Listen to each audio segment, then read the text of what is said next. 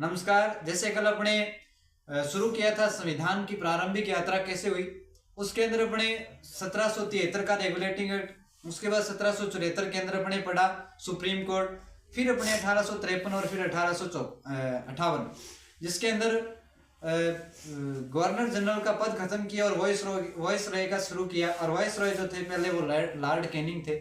आज अपने बात करेंगे 1861 के अंदर, ठीक है, संविधान की प्रारंभिक यात्रा है ये। तो 1861 का भारतीय परिषद अधिनियम,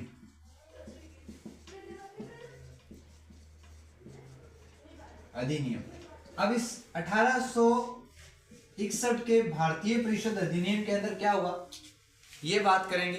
देखो, सबसे पहले जैसे अगर अपने इसकी बात करें तो इसके अंदर क्या हुआ कि जैसे 1858 का, इससे पहले एक 1858 का अधिनियम निकला, इसको ये अपनी कसौटी पे खरा नहीं उतरा, इसने पूरा काम नहीं किया, इसलिए इसको ब्रिटिश संसद ने 3 साल बाद ही निकाल दिया किसको, 1861 का भारतीय परिषद अधिनियम।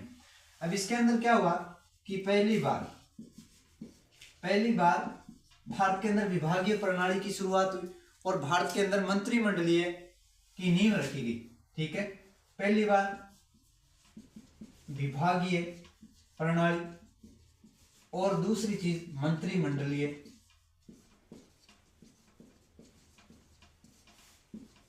की नींव रखी गई। अब देखो, विधि निर्माण का मतलब कानून बनाने के लिए। तो कानून बनाने के लिए इसके अंदर पहली बार क्या हुआ, पहली बार भारतीयों का सहयोग लेने का प्रयास किया गया कि कानून निर्माण के अंदर उनकी सलाह लेने का प्रयास किया गया, वो भी किसके अंदर, 1861 के भारतीय परिषद अधिनियम के अंदर। तो दो बातें की, पहला कि जब 1858 का काम अगर नहीं हुआ तो उसके बाद 1861 का निकाला ब्रिटिश संसद ने। तो पहली बार विभागीय प्रणाली और मंत्रिमंडलीय की शुरुआत या इसकी नींव रखी गई। पहली बार भारतीय सदस्यों की विधि निर्माण के अंदर या कानून निर्माण के अंदर उनका सहयोग लेने का प्रयास किया गया। फिर अपने बात करते हैं जो वॉइस राय जो बना था, जो 1858 के अंदर बना, वॉइस राय लॉर्ड कैनिंग। अब इसकी जो परिषद होती थी, इस परिषद के अंदर 4 सदस्य थे, तो इसके अंदर एक बढ़ाकर 5वां सदस्य और कर दिया, सदस्य हो गए 5। अब ये 5वां सदस्य जो था ये क्या था, ये था विधि विशेषज्ञ।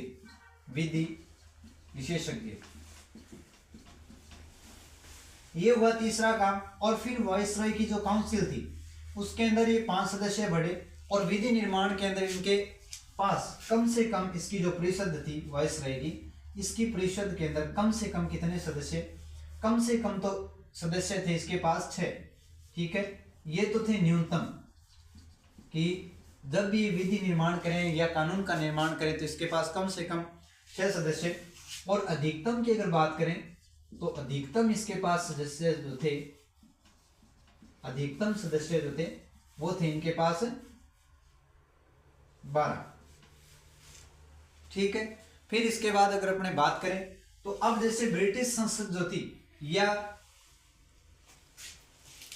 वॉइस रॉय जो था, इसको अगर कोई ऐसी कंडीशन लगे, स्थिति या भारत के अंदर कोई व्यवस्था अगर सही नहीं है तो ये अध्यादेश जारी कर सकता था। अध्यादेश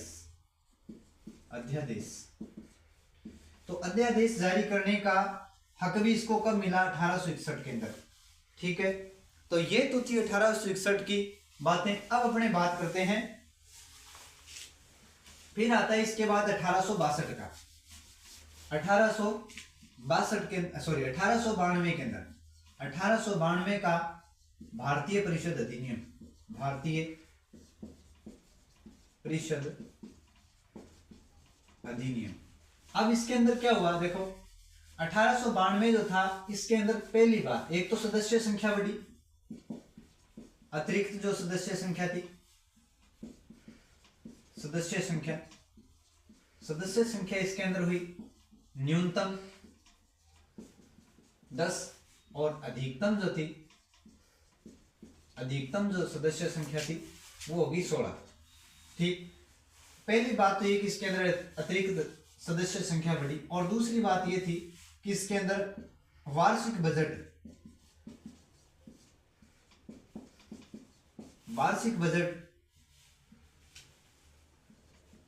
पर सवाल जवाब या वार्षिक बजट के बारे में अपने पूछ सकते थे, लेकिन क्या नहीं कर सकते थे कि मतभेद नहीं हो सकता था, मत विभाजन नहीं हो सकता था। अगर अपने को कह दिया इतना बजट है तो इतना ही, इसके अंदर कोई मत विभाजन नहीं हो सकता था। ये था 1892 का और वो था 1861 का। इसके बाद अपने बात करेंगे, इंपॉर्टेंट है, 1909 का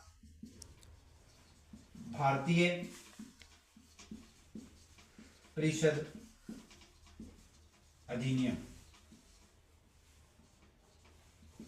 1909 का भारतीय परिषद अधिनियम सबसे इसके अंदर इंपॉर्टेंट जो है वो है कि इस अधिनियम के तहत मुसलमानों को यानी मुस्लिम संप्रदाय को अलग से निर्वाचन का अधिकार दिया गया। ठीक है, मुस्लिमों को अलग निर्वाचन का अधिकार।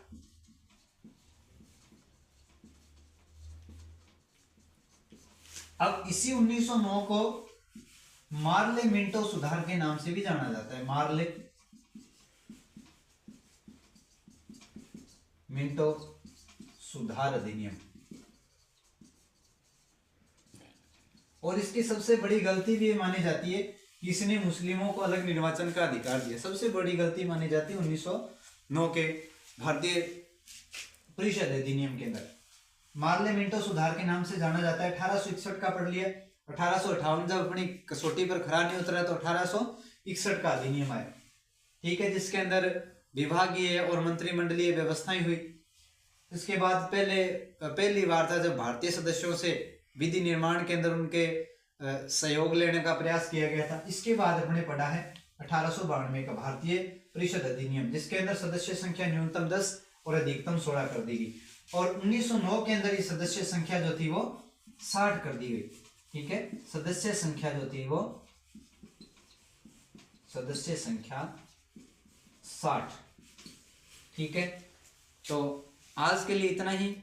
कल अपने फिर आगे संविधान से पहले जितने भी सुधार होने की प्रयास हुए हैं भारत के अंदर ब्रिटिश सरकार के द्वारा, उनको फिर पढ़ेंगे।